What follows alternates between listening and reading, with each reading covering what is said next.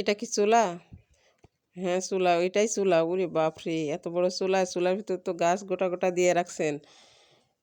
এই চুলা জ্বালাইয়া তারপরে তেল তৈরি করেন? ও, বুঝছি।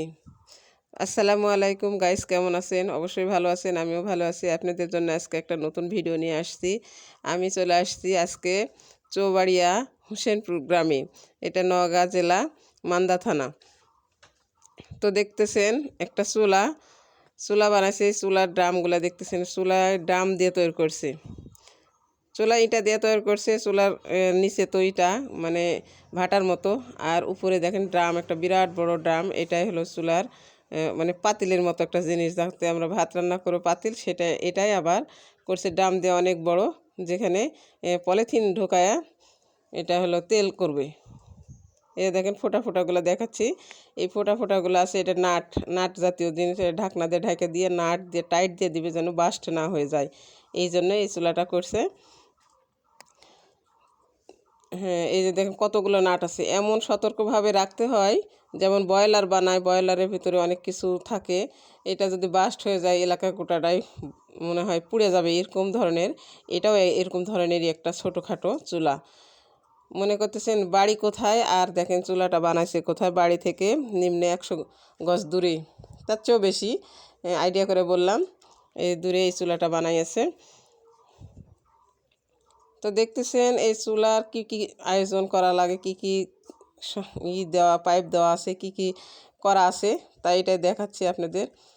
দুর্ভাগ্য যে এখানে আমি চুলা দেখতে আসছি, চুলা দিয়ে কীভাবে তেল তৈরি করে, পলিথিন দিয়ে কীভাবে তেল তৈরি করে, এটাই আমি দেখার জন্য আসছি। চুলাটা জ্বালাইনি, কারণ উনি বাড়িতে নাই।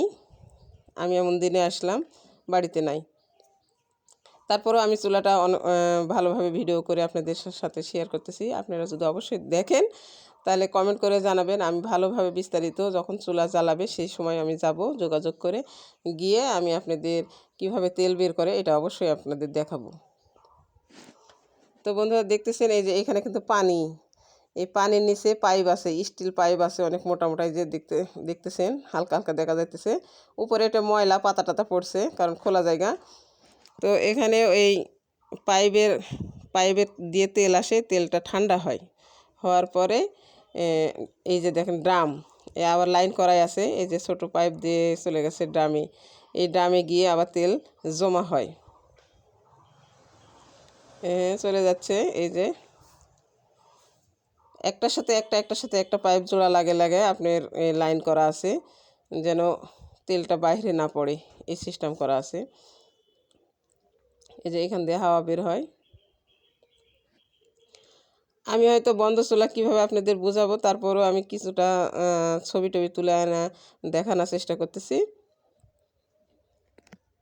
এই যে এটা ড্রাম, এই এখানে দেখেন তেল আসে জমে। হ্যাঁ দেখতেছেন, এই যে সাদা পাইপ তো বোঝা যাচ্ছে না বেশি। হ্যাঁ এই পাইপটা চলে গেছে একবারে। দেখেন এই যে জোড়া আছে, জোড়া দিয়ে দিতে বাড়ায় অনেক দূরে নিয়ে গেছে।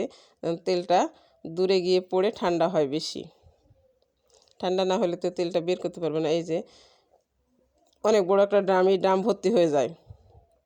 এই ড্রাম থেকে আবার যেন গ্যাস বের হওয়ার জন্য অনেক উপরে একটা পাইপ রাখছে, সেই পাইপ দিয়ে এই গ্যাসটা বাইরে যায়, নাহলে বাস্ট হওয়ার সম্ভাবনা থাকবে।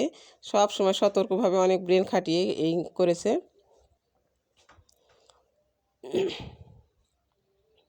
দেখতেছেন তো কত বড় ড্রামের নিচে এই যে দেখেন, নিচে কিন্তু লোহার রড দিয়ে আপনার ঢোকা বানিয়ে রাখছে, টেবিল করে তার উপরে রাখা আছে।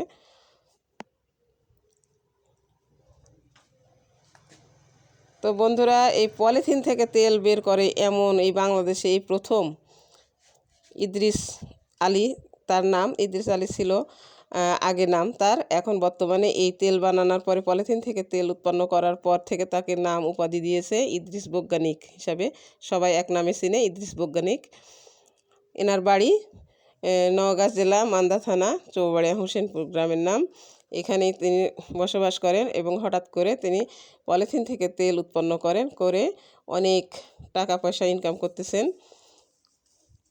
অনেক দূর দূরান্ত থেকে সবাই আসে দেখে কিন্তু করতে পারে না কেউই। বাংলাদেশে অনেকেই চেষ্টা করছে, করতে পারে না। তো বন্ধুরা, এগুলো যদি শিখতে চান, দেখতে চান এবং সব কিছু জানতে চান, তাহলে অবশ্যই আমার সাথে থাকবেন এবং আমার এই চ্যানেলটা সাবস্ক্রাইব করে আমার সাথে থাকবেন। পরবর্তীতে পর্বে আমি আবার যেন দেখাতে পারি, শোনাতে পারি, বোঝাতে পারি ভালোভাবে, এই চেষ্টায় থাকবো। ধন্যবাদ।